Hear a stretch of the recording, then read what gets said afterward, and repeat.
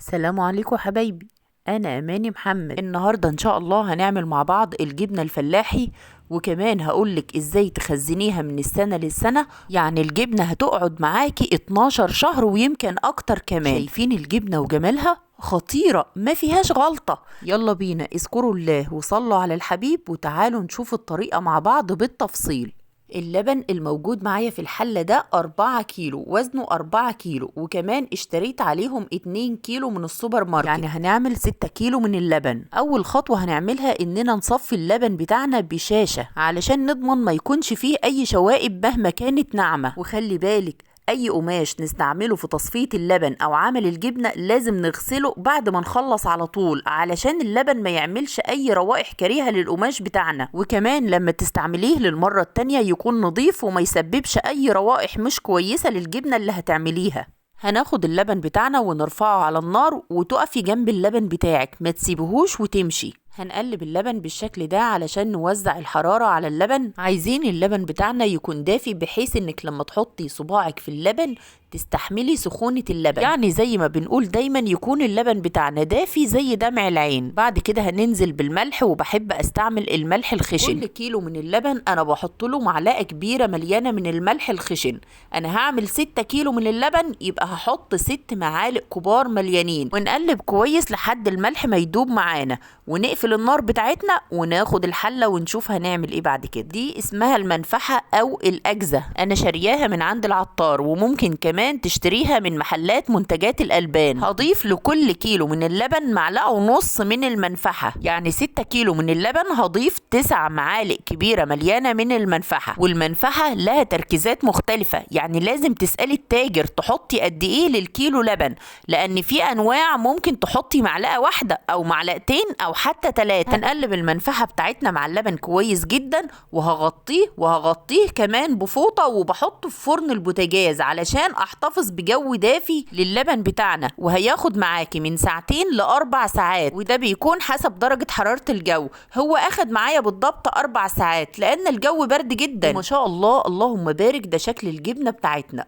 تحفة. وخلي بالك يا حبيبتي، كل ما كان اللبن اللي استعملتيه دسم هيطلع لك كمية كبيرة من الجبنة. وهنا بقى معايا طبق وعليه مصفى، والقماش اللي بستعمله في تصفية الجبنة يكون مخصص لعمل الجبنة فقط، ما بستعملوش في اي حاجة تانية. بعد كده هنحط الجبنة بتاعتنا في الشاش بالشكل ده. انا عايزة الجبنة تنزل كمية من الشرش الموجود فيها. بمسك القماشة بالشكل ده واحاول اضغط عليها علشان اخليها تنزل شوية من الشرش الموجود فيها زي ما انت شايفة معايا كده. بعد كده هساوي الجبنة في المصفى بالمعلقة علشان تديني شكل منتظم، يعني على قد ما تقدري حاولي تظبطي شكل الجبنة في المصفى. بعد كده هنغطي الجبنة بتاعتنا بالقماش، وحاولي ما يكونش فيه تنايات كتيرة في القماش علشان ده بيطبع في شكل الجبنة في النهاية. تمام كده، حلو قوي. بعد كده هجيب علبة، وياريت تكون مقاس المصفى تقريبا، وهحطها على الجبنة بتاعتنا، وهحط فيها 3 كيلو من السكر، 3 أكياس من السكر، وده بيعمل لي تقل على الجبنة وبيضغط الجبنة في بعضها. بعد كده وانتي بتقطعي الجبنة بيكون شكل الجبنة معاكي منتظم ومفيش أي ثقوب في الجبنة نفسها. هشيل العلبة وهاخد الشرش اللي نزل من الجبنة وهحطه في الحلة اللي عملت فيها الجبنة، وهحط العلبة بالسكر تاني على الجبنة بتاعتنا، وهسيبها لتاني يوم. الكلام ده كله انا كنت عاملاه الساعة 12 بالليل. وتعالي نشوف شكل الجبنة معانا تاني يوم الصبح. تاني يوم هشيل العلبة بالسكر وهفتح على الجبنة بتاعتي بالشكل ده واقلبها على صينية، والشرش اللي نزل من الجبنة تحت المصفى انا ما برميهوش، هحطه في الحلة كمان. لكن الشرش اللي نزل على الصينية الكبيرة انا ما باخدوش لانه كان مكشوف. وادي كمية الشرش اللي طلعت معانا من 6 كيلو لبن، ما بنرميهوش. هقولك هنعمل بيها ايه دلوقتي. انضف بس المكان بتاعي واغسل ايدي، وتعالي نقطع الجبنة بتاعتنا. واقطعي بقى الاحجام اللي تحبيها سواء كبيرة او صغيرة. انا حابة بس اوريلك قطعة من الجبنة بتاعتنا خطيرة خطيرة. شايفين الجمال؟ اللهم صل على النبي، زي العسل ما شاء الله. معاكي جبنة زي القشطة، والله طعمها وانت بتاكليها تحسي انك بتاكلي قشطة مش جبنة خالص. لحد هنا انت كده عملتي جبنة فلاحي طعمها زي السكر. تقدري بقى تحطيها في علبة تلاجة من عندك، وكمان تغطيها بشرش الجبنة وتقطعي عليها كام قرن من الفلفل وتغطيها وتحفظيها في التلاجة، وتاكلي بقى حتة جبنة فلاحي غاية في الجمال. وافتكريني بدعوة حلوة، ووزنتلكم الجبنة طلع معايا 2 كيلو 345 جرام من الجبنة من 6 كيلو من اللبن. وزي ما قلتلك الكمية اللي بتطلع بيكون حسب دسامة اللبن. وهنا بقى انا بدلع الجبنة بتاعتي وانظم شكلها بالشكل ده، والبواقي ما برميهاش، البواقي دي بتتاكل طبعا. طيب تعالي بقى اقولك انا بخزن الجبنة دي ازاي لمدة 12 شهر، يعني من السنة للسنة. الطريقة دي انا بخزن بيها الجبنة وممتازة، وان شاء الله هتجربيها وهتدعيلي. بداية كده هنستعمل الملح الخشن، ومعايا طبق بقى وعليه مصفى، وهقولك هنعمل ايه. هاخد قطعة الجبنة واحطها في الملح بالشكل ده، واغلفها من جميع الجوانب بالملح، عايزاها كلها تتغطى بالملح كده زي ما انت شايفة معايا. واحط القطعة في المصفى، وهغلف القطعة التانية، وهكذا هغلف كل القطع بتاعة الجبنة. تقدري طبعا تقطعي الجبنة للأحجام اللي انت عايزاها. طيب وايه فايدة تغليف الجبنة بالملح؟ اقولك يا ست الكل، الملح ده هو اللي هيسحب اي شرش لسه موجود في الجبنة. كمان الجبنة كده تعتبر طرية، انا ما بقدرش امسك القطعة غير بايديا الاتنين علشان ما تتكسرش في ايدي. لكن هتشوفي شكلها بعد ما غلفناها بالملح هتكون عاملة ازاي. انا بعد ما اغلف الكمية كلها هشيل الصينية كده زي ما هي، وبحطها في فرن البوتاجاز، وبسيبها لتاني يوم الصبح، يعني بسيبها مدة 24 ساعة مغلفة بالملح كده زي ما انت شايفة. وتعالي شوفي شكلها بعد ما فات عليها 24 ساعة في الملح. وادي الجبنة بتاعتنا، تحس ان هي ناشفة وتخشبت معاكي، يبقى كده تمام كويس قوي. بمسك القطعة بايد واحدة واتحكم فيها بمنتهى السهولة. هتحط الجبنة بتاعتك بقى في طبق وتشيليها على رف التلاجة، وتجهزي بقى كمية تانية من الجبنة، وهكذا. عايزاكي بس تشوفي كمية الشرش اللي نزل من الجبنة. الشرش ده مملح جدا، حادق جدا، مش هستعمله، هرميه. انا خلاص خلصت الجبنة بتاعتي كده تمام كده، حلو قوي، هحطها في التلاجة.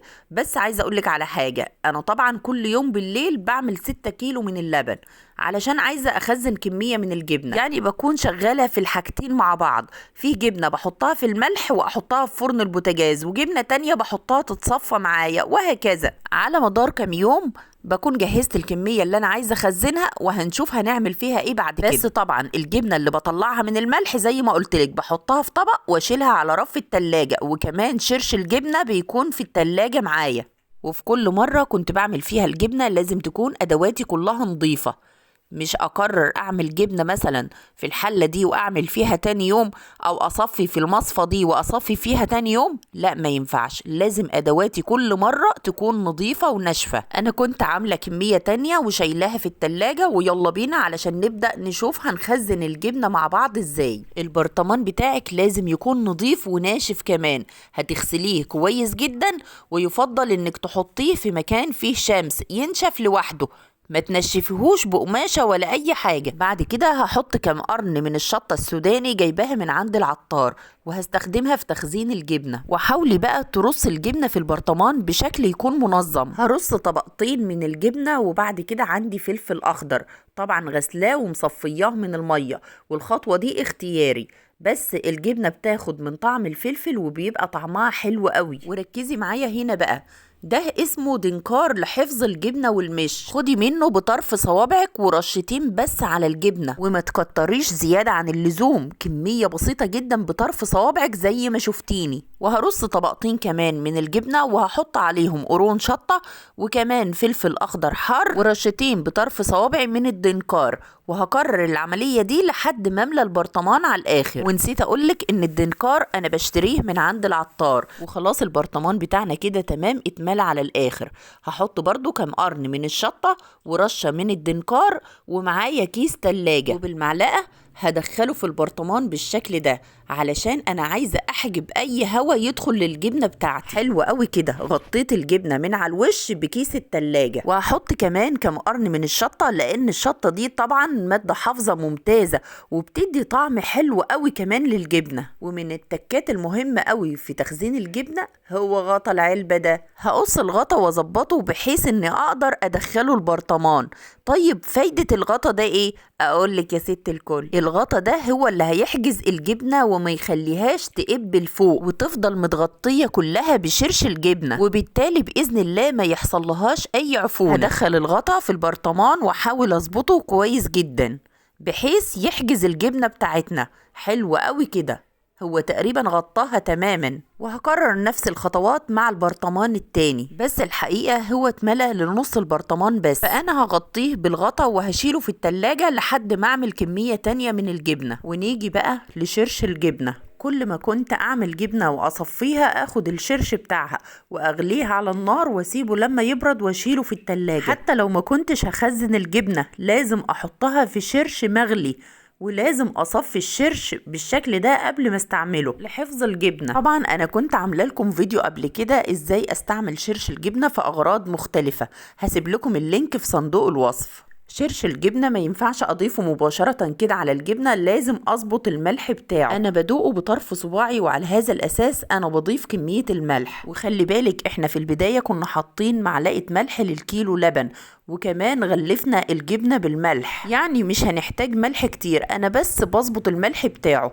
انا ضفت معلقتين من الملح وهدوق الشرش، هلاقيه محتاج نص معلقة كمان، هزودها وأقلبه. ولما الملح يدوب معانا هنبدأ نضيف الشرش للجبنة بتاعتنا وهنغطيها تماما بشرش الجبنة. لازم البرطمان يتملى على الآخر، ما يبقاش فيه أي فراغات هوا. وفي النهاية هحط كام قرن شطة على الوش، وكمان هحط رشة بطرف صوابعي من الدنكار. وما تزوديش دنكار، انا بحط رشة بسيطة جدا بطرف صبعي، رشة لا تذكر. وعايزة اقولك ان افضل شهور السنة اللي ممكن تعملي فيها الجبنة وتخزنيها من السنة للسنة هي شهور الشتاء، لان اللبن بيكون دسم فيها جدا. وخلاص كده تمام، حلو قوي. هقفل في النهاية كيس تلاجة، هحطه على البرطمان كده بالشكل ده واقفل عليه الغطا كويس جدا. انا بعد كده بجيب كرتونة واحط فيها البرطمانات بتاعتي. انا بس هشتغل بالبرطمان اللي انا مليته، والبرطمان التاني انا لسه طبعا هكمله. تمام كده. انا هشيل البرطمان واحطه في الكرتونة بالشكل ده وهقفل عليه الكرتونة، وهنا هحط البرطمان ده بس لما يكمل. انا بحط البرطمانات بتاعتي في الكرتونة علشان بحب احفظ الجبنة في جو مظلم، وكمان بغطيها بقماشة بالشكل ده. واحفظيها عندك بقى في اي مكان في شقتك بحيث ما تكونش معرضة للشمس. هتقعد معاكي لمدة 12 شهر. في خلال ال 12 شهر دول افتحيها في اي وقت واستعملي منها، بس شرط اساسي لما تفتحي البرطمان لازم تحفظيه بعد كده في التلاجة. دي اخر جبنة متبقية عندي من السنة اللي فاتت. الجبنة دي بقالها 12 شهر واكتر، وللامانة 12 شهر واكتر. وطبعا طعمها واخد طعم الجبنة القديمة ومشطشطة وطعمها تحفة. جربوها ومش هتندموا، تجنن يا جماعة. يا ريت بقى لو وصلتم معايا لهنا ما تنسوش لايك للفيديو واشتراك معايا في القناة وتفعيل الجرس علشان يوصلكم كل جديد. والسلام عليكم ورحمة الله وبركاته.